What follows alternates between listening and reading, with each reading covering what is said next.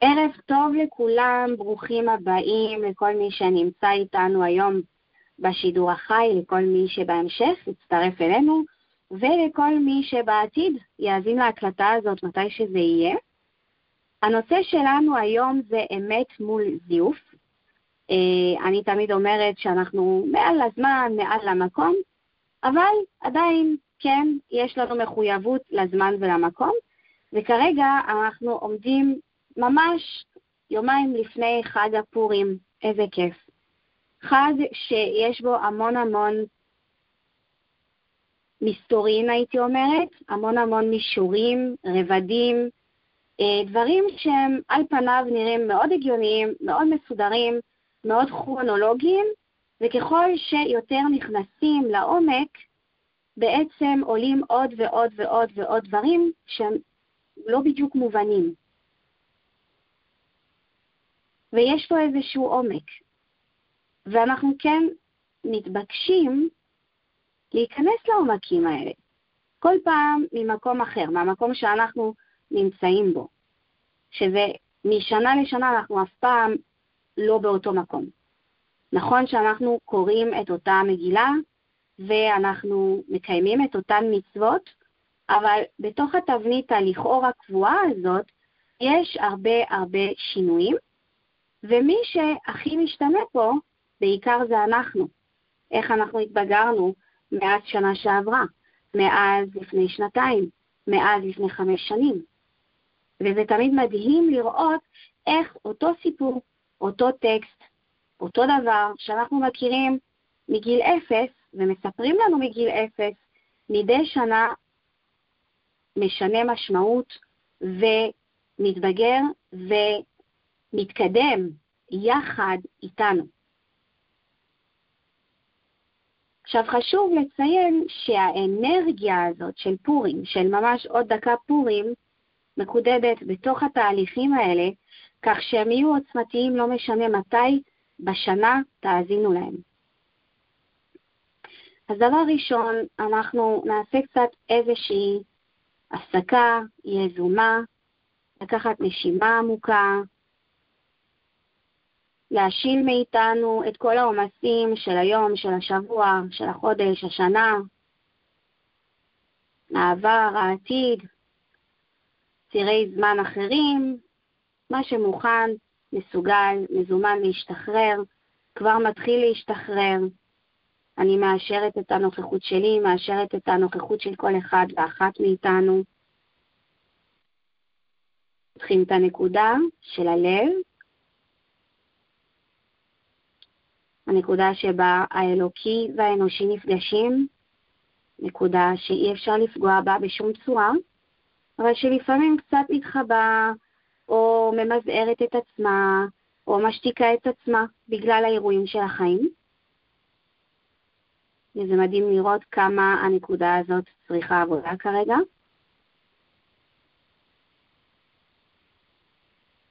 אנחנו כמובן, אני מזמינה את הצוותים ואת הצבאות האלוקים שמלווים כל אחד ואחת מאיתנו, שהם 100% אור, אמת ואהבה אלוקים אינסופיים, לגמרי מבוטלים לנשמת משה רבנו בכל דור ודור, שיש להם יכולות ניקוי, ריפוי, הגנה, לחימה, אינסופיות, ומתמחים בלסנן תכנים שהם מזויפים. אם זה דברים שאנחנו מספרים לעצמנו, אם זה דברים שאנחנו נחשפים אליהם,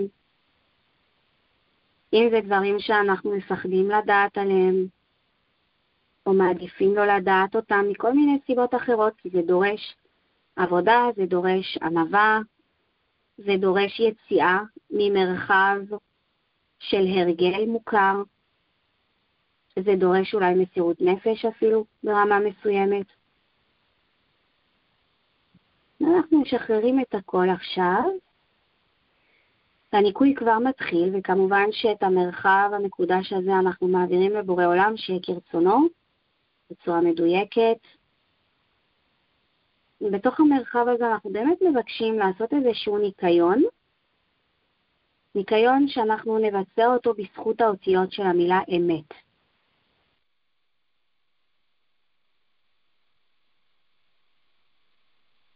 ואפשר ממש לראות את האותיות של המילה אמת מולנו, ולבקש שכל המידע שעובר אלינו יעבור דרך הפילטר של האותיות של המילה אמת.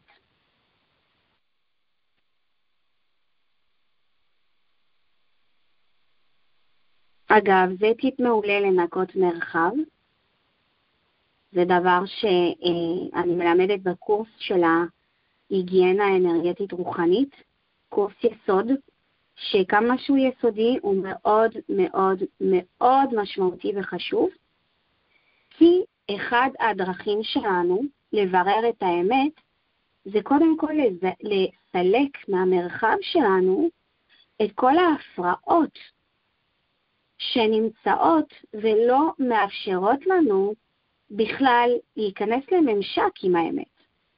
והדברים האלה, פשוטים ככל שהם, יכולים להגיע מאוד מאוד רחוק ולחולל שינויים גדולים מאוד בחיים של אנשים אחרים, אפילו להציל חיים של בן אדם. אני אספר לכם איזשהו סיפור בעניין. זה נשמע על פניו מאוד פשוט. אם אנחנו שמים את המילה אמת ומבקשים שהמילה הזאת תהווה פילטר לכל מידע שמקיף אותנו, על פניו זה משהו שמאוד מאוד קל לעשות אותו. לא דורש מכשור מתקדם, לא דורש יכולות על-טבעיות של טלפתיה, טרנסצנדנטלית עם חייזרים.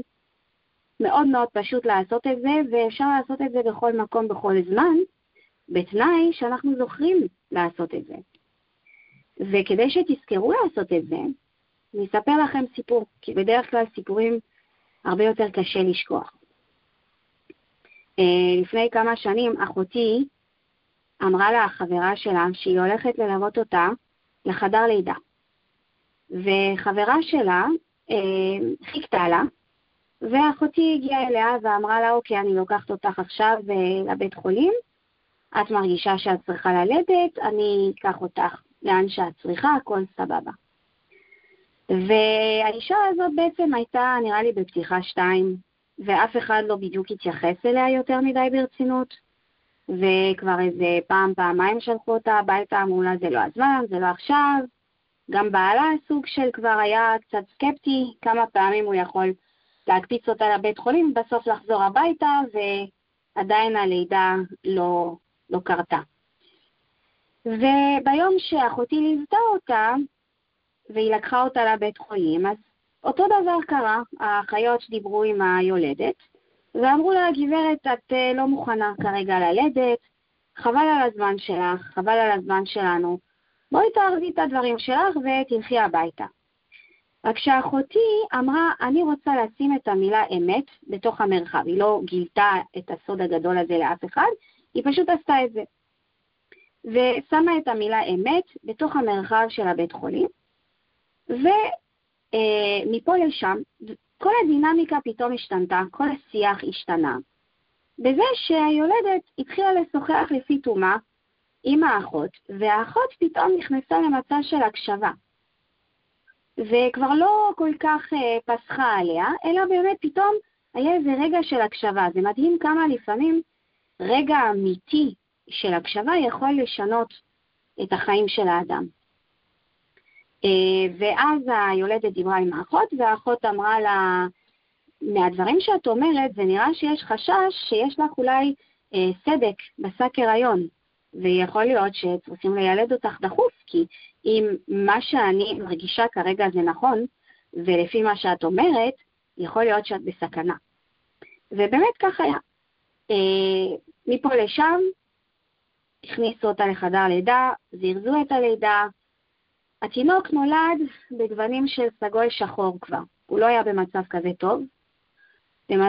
למזליהם הרב של האמא ושל התינוק, תעשו את זה בזמן, וברוך השם גם האמא וגם התינוק, שעכשיו כבר גדל וגדל, ברוך השם נראה לי כבר בין שנה או שנתיים כבר, בריאים ויצאו מזה ללא פגע. רגע הזה של פשוט לשים את המילה אמת במרחב, זה משהו שכבר יכול, כפשוטו, להציל חיים. הסיפור שאני מספרת זה סיפור שכשאני לימדתי את אחותי איך לנקות את המרחב בצורה הזאת, זה דבר שאני לא דמיינתי שהוא יקרה מתישהו. לא דמיינתי את זה. ולכן הסיפור הזה הוא כל כך מחזק אותי והוא כל כך עוצמתי, כי לפעמים אנחנו לא קולטים, אבל כלים קטנים עושים דברים גדולים מאוד. וזה דבר שמוביל אותי לדבר הבא. בזוהר כתוב ששקר בעצם מוליד את המוות ואת המחלות בעולם. איך כל הנפילה מגן עדן התחילה? היא התחילה מזה שמישהו שיקר. הנחש הגיע לחווה וסיפר לה כל מיני סיפורים יפים ומעניינים, וחווה השתכנעה, ובסופו של דבר היא נגעה בעץ, ראתה ששום דבר לא קורה לה, זה קרה בצורה הדרגתית, ואז היא אמרה, אוקיי, לא קרה לי כלום אם נגעתי בעץ, אז אפשר לאכול מהפרי. והיא אכלה מהפרי, ובום, וככה הגיע המוות לעולם. זאת אומרת שהשקר, הרבה פעמים הזיוף, הוא בא באריזה יפה. הוא בא עם סיפור. יש לו סיפור רקע, ויש לו סיפור רקע על כל דמות בספר. וזה אחד הדרכים שהשקר והזיוף יכולים להגיע אלינו. וזה נורא מבלבל. למה? כי הרבה פעמים זה תופס אותנו מהרגש. אנחנו רואים איזה סרט, ואנחנו מרגישים. אז הרגש שלנו מתעורר, ואז מה קורה? אנחנו מוצאים את עצמנו, אם הבן אדם הוא תסריטאי מרושע, או חושב מחוץ לקופסה, פתאום אנחנו מוצאים את עצמנו בצד של הבן אדם הרע בסדרה. הבן אדם שרוצה לשדוד ולהרוג ולרמות ולעשות כל מיני דברים שהוא באמת לא אמור לעשות. הוא או היא, כן? אין כל כך הבדל במגדרים בדבר הזה.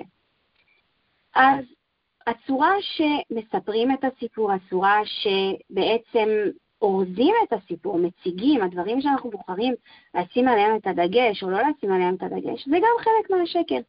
והרבה פעמים אנחנו מתפתים ממה? ממקום רגשי. ממקום שהם משחקים לנו על מה שאנחנו הכי רוצים. משחקים לנו על מה שאסור. משחקים לנו על מה שמרגש אותנו.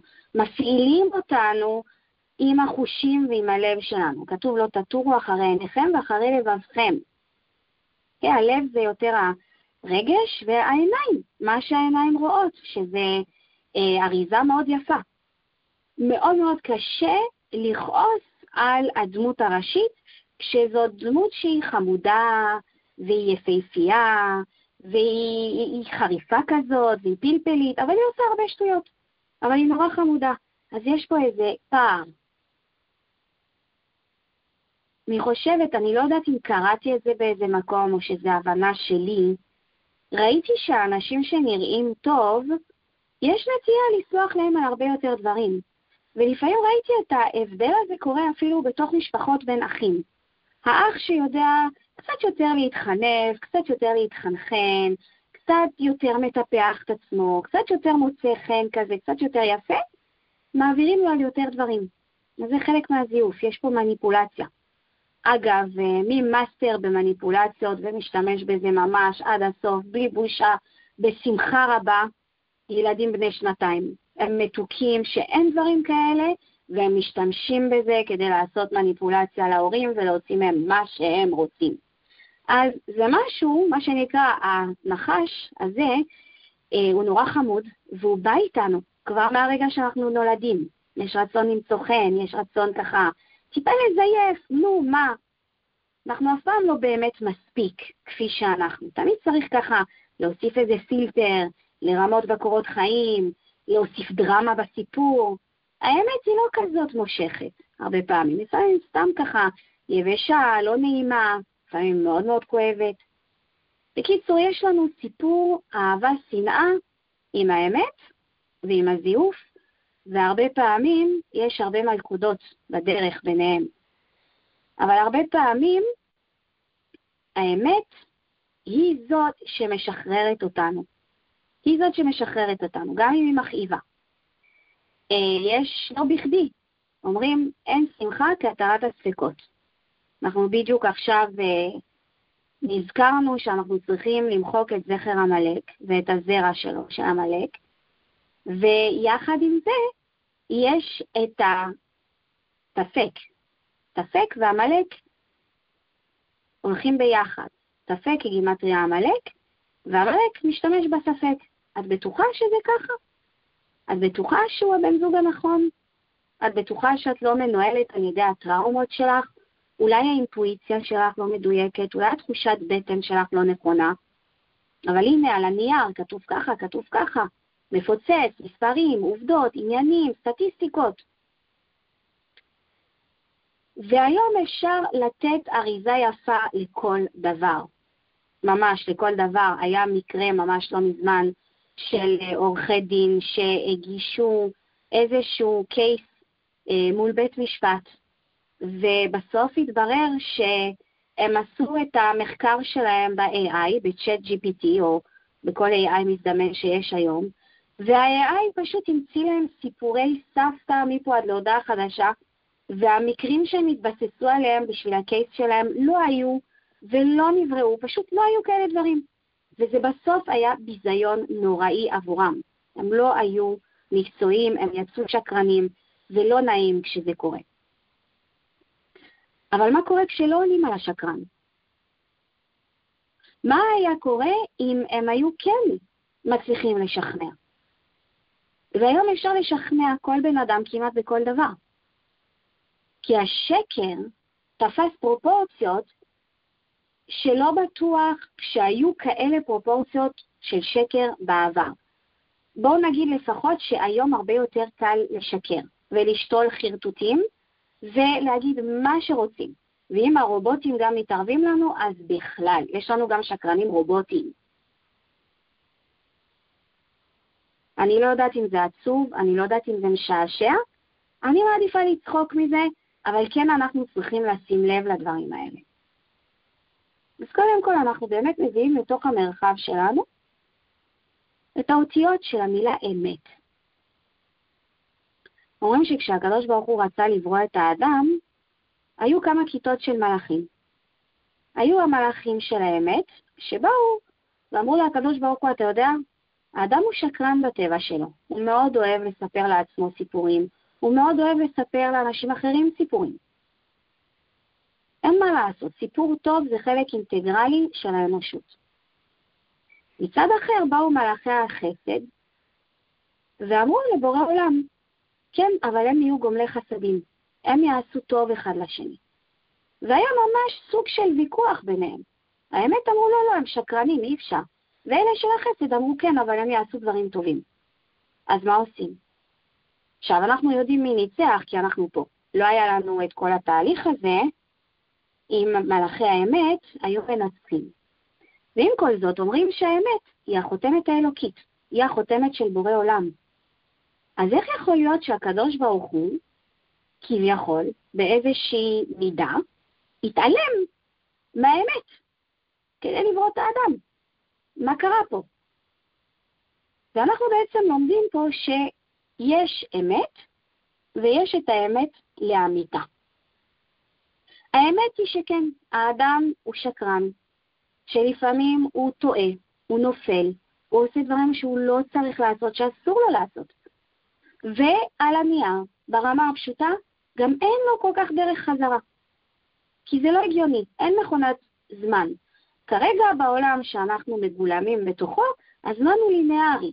מישהו עשה פשלה, אין דרך עכשיו לחזור אחורה ולהגיד, אוקיי, אני עכשיו בוחר בסיר זמן חלופי, ששם לא עשיתי את הטעות. תן דוגמה, חתכתי עגבניה, אני לא יכולה ללכת אחורה בזמן ולהחזיר את העגבניה לשלמותה.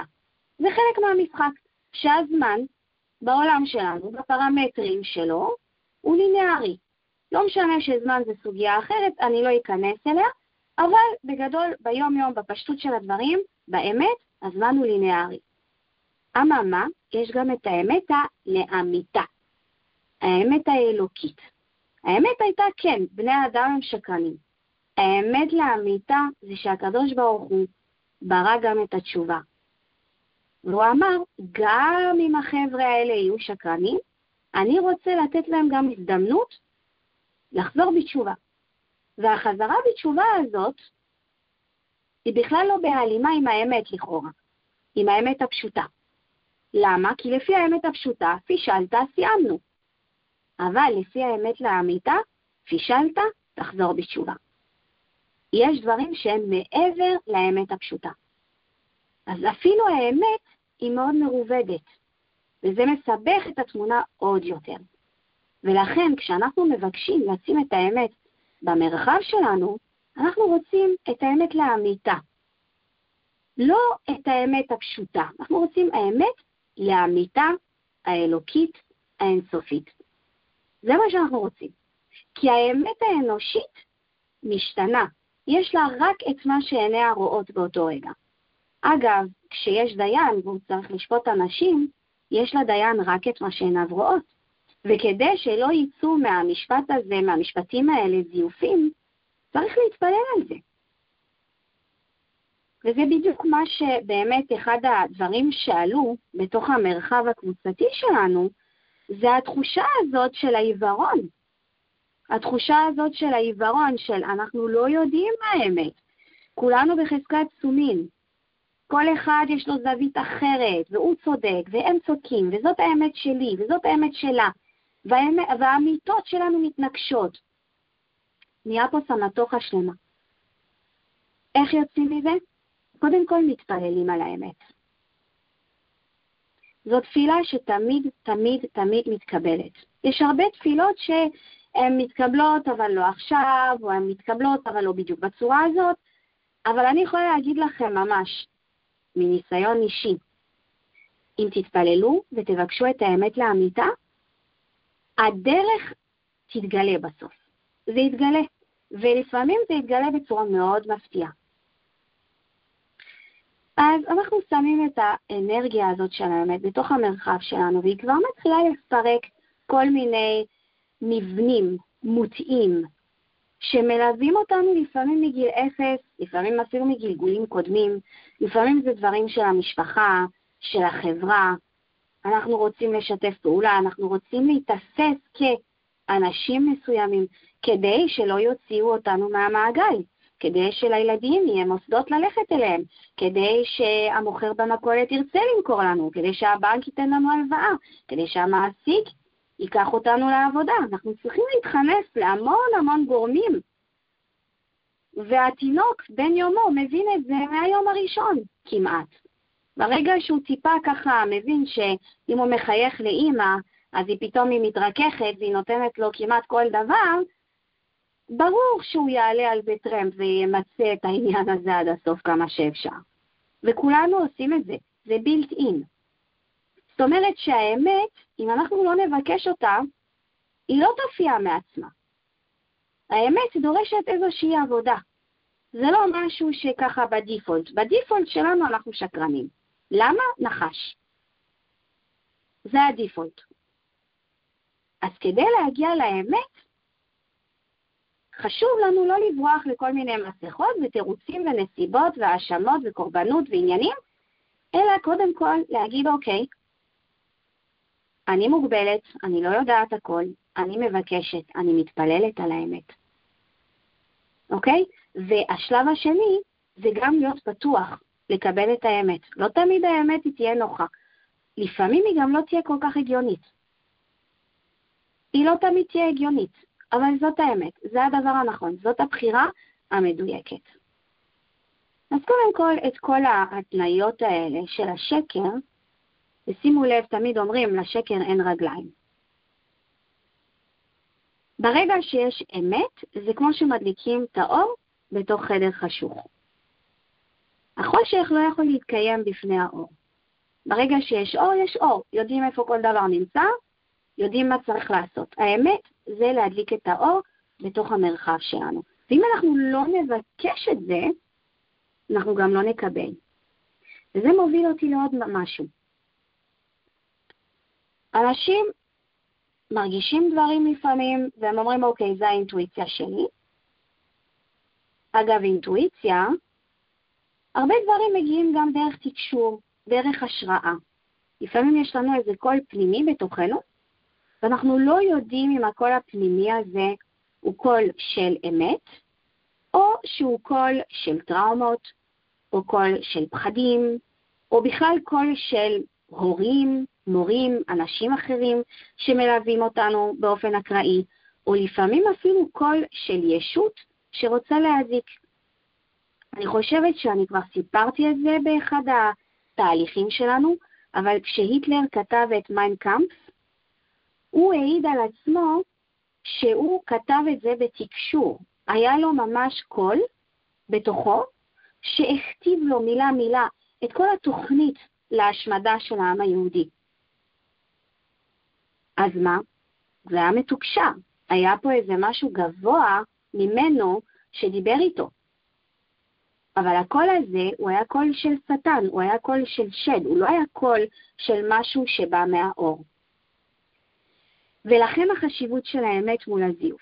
לא כל דבר שאנחנו שומעים באינטואיציה שלנו זה נכון. לא כל דבר שאנחנו שומעים באינטואיציה שלנו זה גם לא נכון. ולכן כשאנחנו שמים את המילה אמת, ואנחנו מבקשים את האמת לאמיתה, מה שקורה נוצר איזה ברור אם אנחנו מוכנים להיות אמיתיים. יש הרבה אנשים שיגידו לכם, אנחנו רוצים את האמת רק באמת.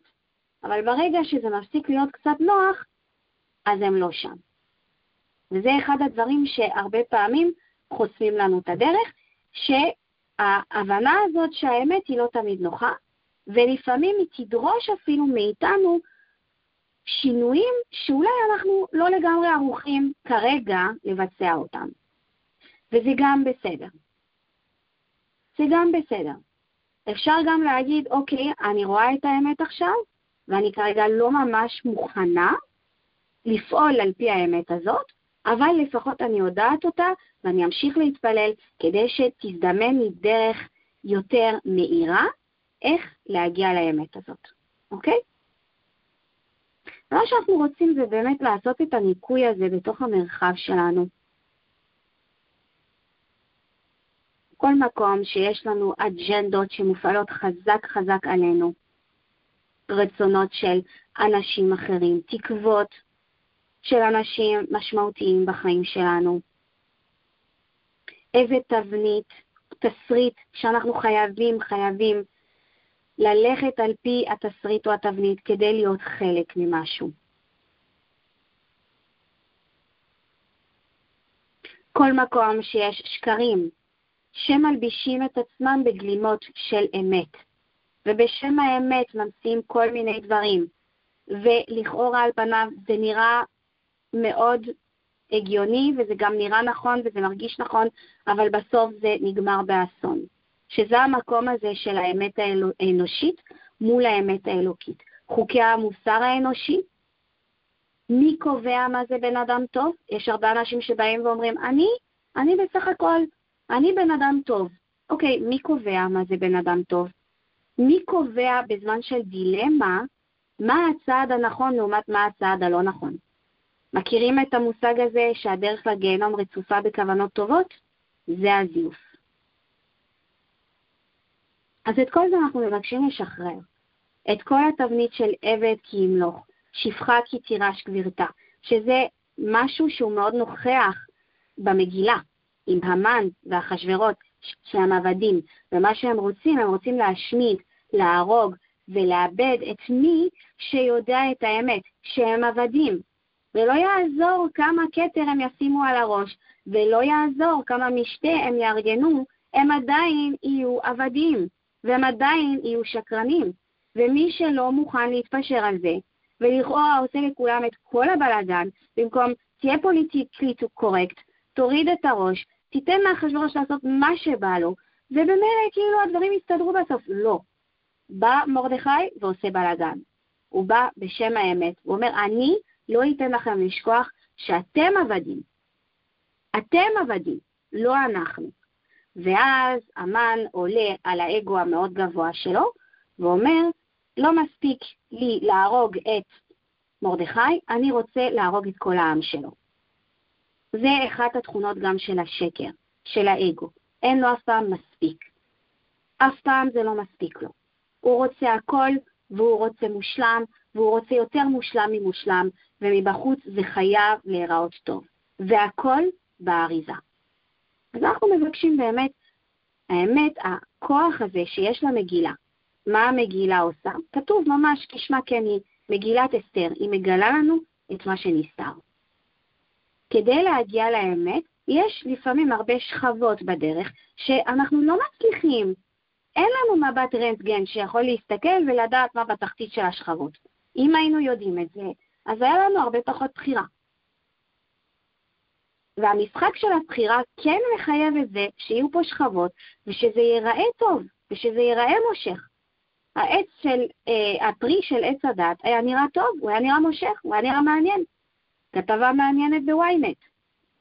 הדבר שעוד לא ידעתם, הדבר שהכי מעניין אתכם, עכשיו, זמין רק ל5 דקות הקרובות, אחר כך תפספסו. כל התחושה הזאת של הפומו, fear of missing out. מה אתה מפספס? הנה, יש פה משהו. רבי נחמן אומר שהיצר הרע, הצורה שהוא מתנהל, שזה השקר, זאת החותמת של השטן, של מלאך המוות, של המן הרשע, של המלאק, של הרוע, שאנחנו נלחמים בו. איך הוא בעצם פועל? יש לו משהו ביד, הוא שומר על היד שלו סגורה, הוא מבטיח לכולם, הוא אומר, ביד שלי יש את הפתרון לכל הבעיות שלכם. בא לך קריירה טובה? זה ביד שלי. בא לך ילדים? זה ביד שלי. בא לך זוגיות? זה ביד שלי. כל דבר שבא לך, כל דבר שבא לך, זה אצלי ביד. ובסוף כשהוא פותח את היד רואים שלא היה שם כלום. אבל עד שהוא פותח את היד, הוא רץ לפה ורץ לשם, ואולי תנסו ככה ותעשו ככה ותבנו את זה, ומבזבז לנו המון אנרגיה והמון זמן. אז את כל זה אנחנו מבקשים לשחרר ולפרק, וכמובן שמעבר למילים המודעות של מה שנאמר, יש הרבה מאוד עבודה ברקע, כי יש כל כך הרבה דברים פה, שלא משנה כמה אנחנו נשקיע בהם ונחפור בהם, אנחנו לא תמיד נגיע ישר לנקודה. אז יש פה איזו דרישה מאיתנו לגמישות, לנכונות, להקשבה ממקום אמיתי. אז אנחנו מבקשים לשנות את כל הדברים האלה, לשחרר אותם, לאפשר אותיות של המילה אמת, לבוא ולהסתפק בתוכנו. אגב, אפשר לרפא על ידי האותיות של המילה אמת. האמת היא גם מרפא. כי כשאנחנו בעצם נפטרים מהספק, ואנחנו מכניסים את האמת, וזו האמת האלוקית, האמת לאמיתה, האמת שאומרת, אפילו אם פישלת, עדיין אפשר לעשות תשובה. עדיין אפשר לשנות.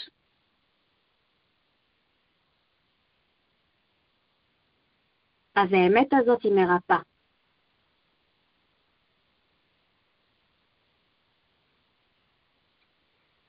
אוקיי. ועולים פה כל מיני דברים לגבי חייבים לשמור על השקט, חייבים להסתדר עם כולם, חייבים להתחנף לפעמים, מי שאומר את האמת לפעמים עושה בלגן. התקלתם במישהו שיש לו אספרגר? זה החבר'ה הכי כיפים בעולם. הם פשוט אומרים את האמת בפרצוף וזה לא מעניין אותם מה קורה בהמשך.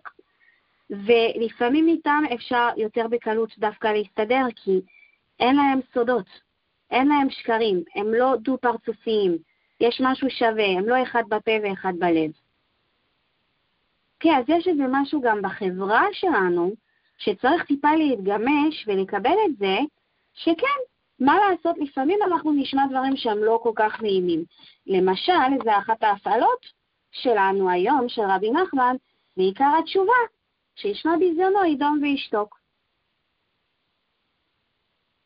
ולא צריך לפחד מהביזיון.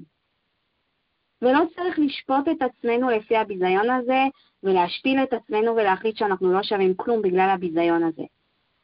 כי זה לא מה שהוא בא לעשות לנו. הוא בא בסך הכל לאותת לנו על אמת מסוימת שאנחנו מתעלמים ממנה. שאנחנו לא מודעים אליה. קורה פה משהו. מה שאת עושה פה זה לא נכון. ההיבט שלך הוא לא מדויק. לא שמת לב וזה בורח ממך וזה יפגע בך בהמשך, או יפגע באנשים סביבך. אז אנחנו רוצים את האמת, כן, אפילו לפעמים אם האמת מבזה אותנו. למה? כי יש לנו אמת לאמיתה שזה שאנחנו יכולים לחזור בתשובה.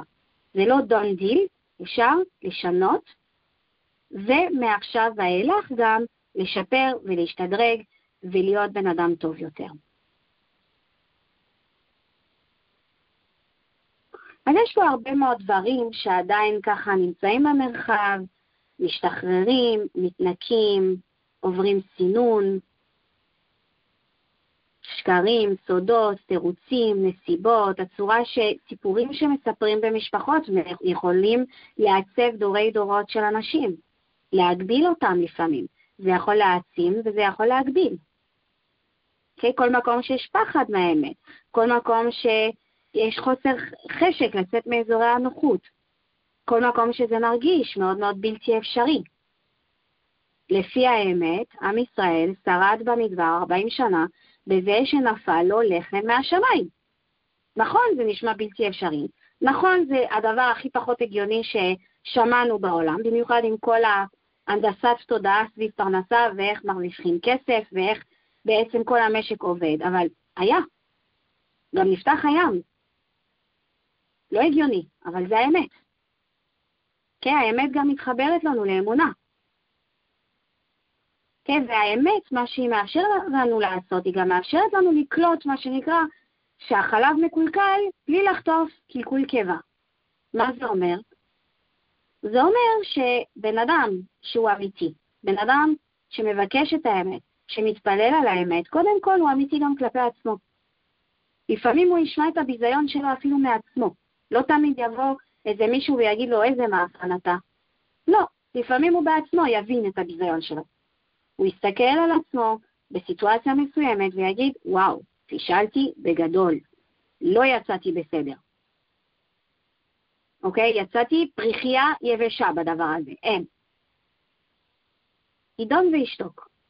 תן מהאמת לחלחל, צריך לתת לדברים להיכנס, לשחרר, לפתוח, לא לפחד מזה. כי עדיף לקלוט שהחלב מקולקל בלי לחטוף את הקלקול קבע. עדיף לתפוס את הדברים לפני שבאמת הגופה כבר מסריחה, והיא כבר, יש שם סביבה הרבה זבובים, ואז זה נהיה הרבה יותר מורכב. אנחנו גם מבקשים להביא לתוכנו בינה אלוקית. היום יש לנו המון בינה מלאכותית, וזה עוד פעם עבד כי נעשה מלך. אנשים, כמו שסיפרתי קודם, הופכים את הבינה המלאכותית לסמכות ללא עוררין. אוי ואבוי. כי ה-AI יכול להמציא סיפור שלא היה ולא נברא. ויש סיפורים כאלה כבר שמתחילים לצוץ בכל מיני מקומות. אפשר לעשות דיפ פייק, אפשר לגרום לבן אדם לדבר בסרטון ולגרום לו להגיד דברים שהוא מעולם לא אמר. אם זה לא השלטון של השקר, אם זה לא העבד. הבינה המלאכותית היא באה כדי לשרת אותנו. אנחנו צריכים לתת לה הוראות, לא היא צריכה לתת לנו מידע. ואיבדנו קצת את הכיוון פה. אז לשנות את הבינה המלאכותית ולבקש במקומה את הבינה האלוקית. וכן, באותה מידה שאנחנו לא משתחווים לטלפון או לתחזית או לגוגל, אני מקווה לפחות, אז לא לקחת כל דבר שאומרים לנו בבינה המלאכותית כמשהו שהוא האמת לאמיתה, אלא באמת לבדוק את הדברים שוב ושוב. זה עבד. עבד זה דבר שהוא מאוד מאוד יעיל, אם הוא במקום הנכון שלו. הוא בא לעבוד אותנו. אם חס ושלום המושכות מתחלפות, שזה ההתמחות של המן המלאק, מה שקורה זה שהעולם שוקע בתוך שקר, ובסופו של דבר זה נגמר בשואה. אז אנחנו מבקשים להביא את הבינה האלוקית, את האמת האלוקית לאמיתה, להיכנס לריבונות שלנו, לא לפחד מהצל שלנו, לא להיפגע מכל דבר שקצת לא מחמיא לנו, לא קרה כלום. וכל מקום שהחלטנו בגלל שהרוב קבע, אז כנראה שהם צודקים, אז יש גם עוד איזה משהו שחשוב לדעת. קשר רשעים אינו קשר, ולכן רוב רשעים אינו רוב. זה לא בגלל שכולם עכשיו הולכים להשתחוות לעגל הזהב, שגם אנחנו צריכים להצטרף, אפילו שאנחנו יודעים בלב שלנו שזה לא האמת. וכל אחד עם עגל הזהב שיש בתוכו. ואנחנו מבקשים לפתוח את הכל פה, ולזכור שהשטן, המוב שלו, הראשי, התנועה שלו הראשית זה מה? גנבת זהות. הוא מדבר בגוף ראשון, במקומנו. הוא לא מדבר באתה או את או אתם. הוא לא מבקש רשות, הוא נכנס ועושה את עצמו בעל בית, עבד כי ימלוך. התפקיד שלנו זה לשנות את זה, ואנחנו להיות בריבונות. ולהבין שזה לא, אוקיי, יש כמה אמיתות ואני אבחר לי את האמת, את הגרסה שהכי נראית לי. לא. אלא באמת לבדוק מה האמת לאמיתה. ולא להתחרות עם אנשים אחרים בעניין הזה. כי לא תמיד האנשים מסביבנו יודעים מה האמת. או הם לא יודעים מה האמת במקרה שלנו, ספציפי, בתוך הנסיבות שלנו. גם שם יש אמת אלוקית אינסופית אמיתה, שאנחנו צריכים לברר אותה. אז כל מקום שיש אחיזה, התנגדות, תסמודת צדקתי, אכזבה, ייאוש, כעס, פחד, אובדן, תסכול, בגידה, ראייה עצמית מוטעת, חוסר פוקוס, הגדרות לא נכונות, מסכות בטיחות שנותנות לנו את ההרגשה שאנחנו יכולים להתחבא. האינטרנט סיפק להמון אנשים מאוד מאוד רעים ואכזריים את המסווה שהם היו צריכים כדי לעשות הרבה יותר צרות ממה שהיה פעם. וגם כל התכנים, על פניו רואים חתלתולים, אבל הקידוד מאחורי זה הוא הרבה יותר אכזרי. אז אנחנו מבקשים עכשיו לשחרר את כל הדברים האלה, כי כל הדברים האלה, מה שהם מייצרים בסוף זה ניתוק רוחני, וכשאנחנו בניתוק רוחני, זה לא ניתוק רוחני שעכשיו אני לא מצליחה לעשות מדיטציה. זה ניתוק ממקור החיות שלנו.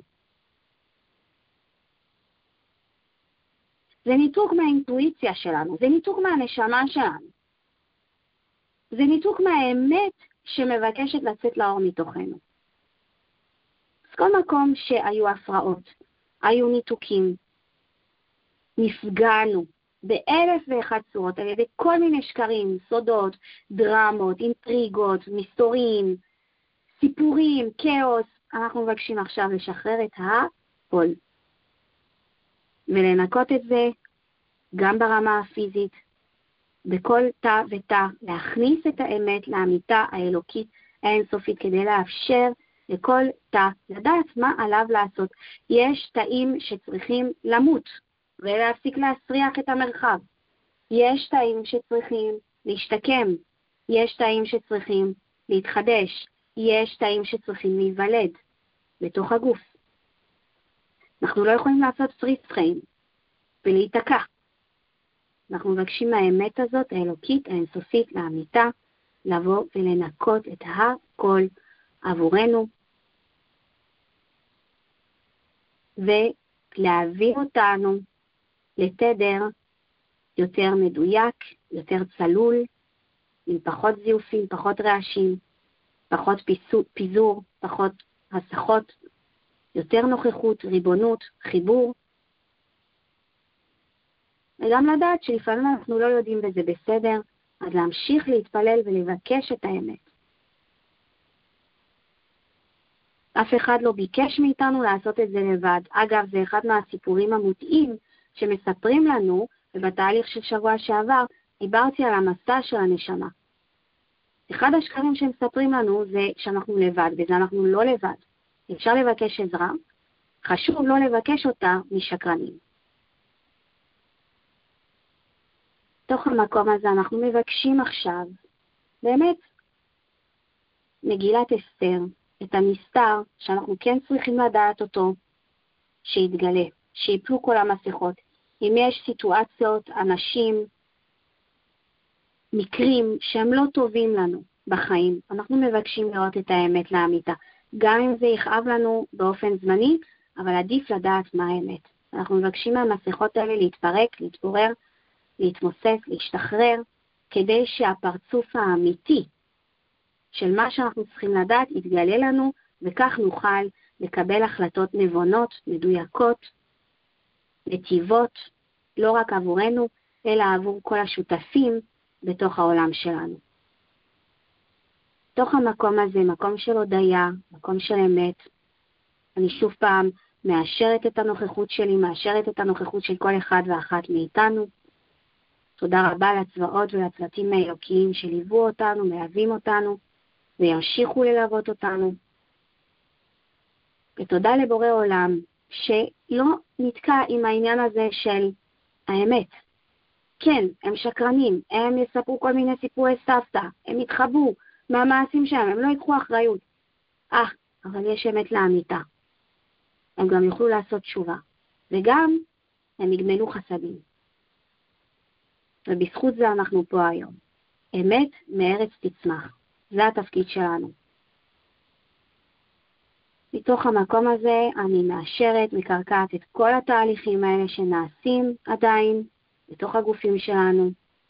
מקרקעים את זה לתוך קרקע אמת, דרך בזכות הצדיקים האמיתיים שמלווים אותנו. עם עוד נשימה, נבקש לחזור לכאן ועכשיו.